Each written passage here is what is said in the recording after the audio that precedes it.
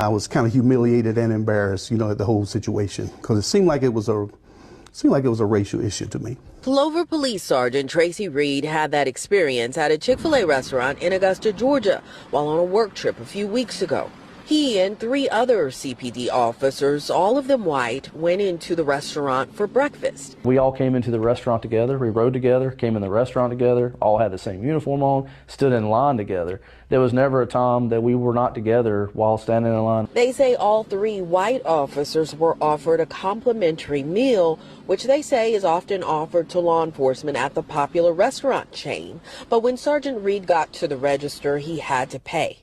He said he had to pay for his meal, and it infuriated me. And I told him, I said, "Do you want me to go say something?" And he was like, "No, I don't want you to cause a scene."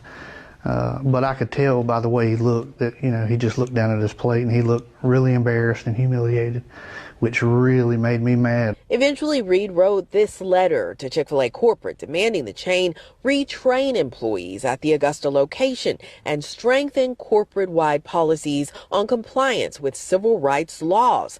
But Reed and the other officers were not satisfied with the response from the Augusta store manager, which included 2 cards for free meals. They said that it was perceived that we were embarrassed or that it was a racial incident, which I didn't like, because I know it wasn't perceived. It actually happened. He's not the only one to perceive it. We all perceived it that way, and it's not even perception, it's what happened.